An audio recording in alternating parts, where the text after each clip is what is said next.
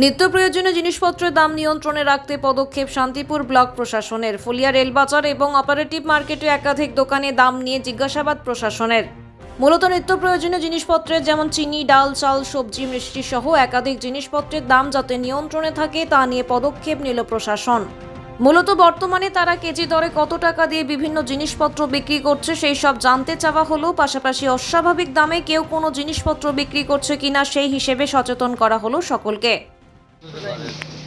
Sir একটু ভিতরে ঢুকুন। অতি শান্তিপুর ভিডিও সাহেব পুরো অফিসার রয়েছে, কথাবার্তা বলবো আপনাদের হচ্ছে এখন যে সমস্ত জিনিসগুলো অতি প্রয়োজনীয় জিনিসপত্র বিক্রি করছেন, তেল, চিনি, সমস্ত কিছুর দাম কীরকম আছে সেইগুলো আমরা জিজ্ঞাসা করবো যে মার্কেট রেট আপনি কী দামে বিক্রি করছেন।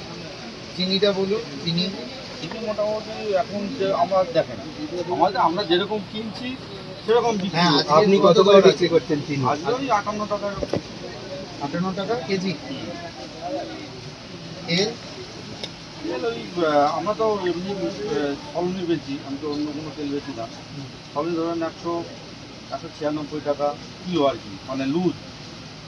আর পাউডার নিলে 178 টাকা কেজি না লিটারে? প্যাকেট হচ্ছে 178 আর লুজ হচ্ছে 196।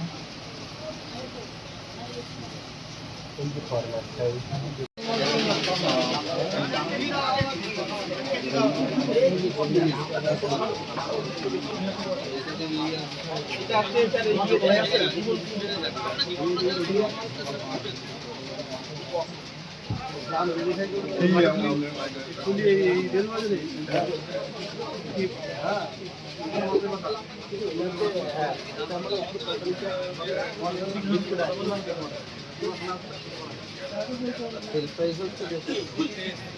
রোহিত আরেকটু দেখুন।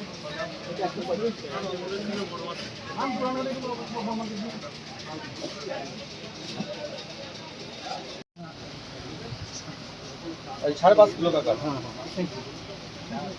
ওটা ফুড না না গুড। এটা হচ্ছে 146-47 টাকা বেশি। বিশাল মুখটা এটা বেশি হচ্ছে পাইকারি বেশি, এটা হচ্ছে 150 টাকা আর 255 টাকা।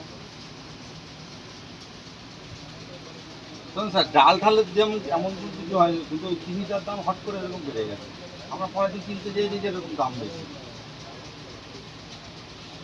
এবার এইটা আমাদের একই কোয়ালিটি আছে না আরো আছে?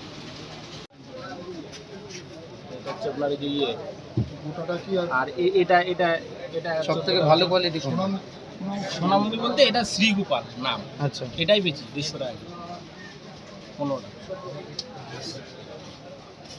শ্রীগোপাল কোম্পানি। ওটা কত? 150 পাইকারি। ভাঙাটা আছে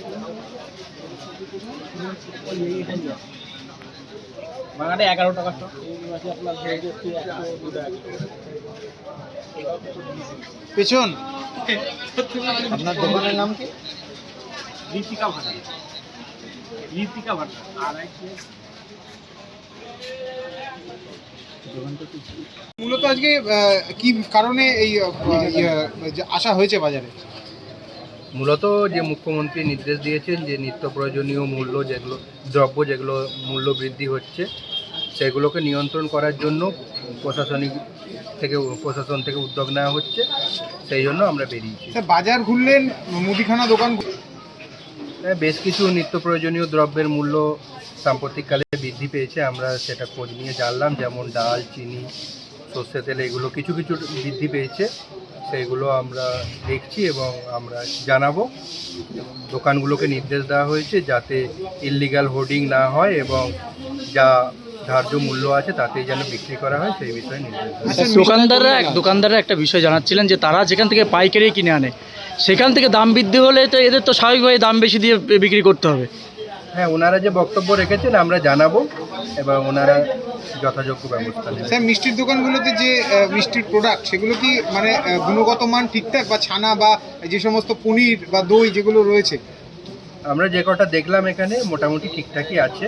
এবং আমরা ওনাদেরকে বলেছি যাতে সঠিক গুণমান বজায় থাকে এটা নিশ্চিত। আর এই টাস্কফোর্সকে এই যে টহল বা এই যে জরুরি ভিত্তিতে আসা, সেক্ষেত্রে এটা কি পরপর চলবে নাকি মাঝখানে সরকারি নির্দেশ আসার পরেই আবার হবে? আপাতত 7 তারিখ পর্যন্ত চলবে, যেহেতু এটা ক্রেতা সুরক্ষা সপ্তাহ চলছে। 7 তারিখ পর্যন্ত আমাদের এই ধারাবাহিকভাবে আমরা টহল দেবো, তারপরে যেমন প্রশাসনিক নির্দেশ আসবে আমরা। আজকে কোথায় কোথায় হলো? আজকে মূলত ওই ফুলিয়া কোঅপারেটিভ মার্কেট, এখানে এসেছিলাম আমরা, এর পরের দিন আবার অন্য কোথাও যাবো। ঠিক আছে।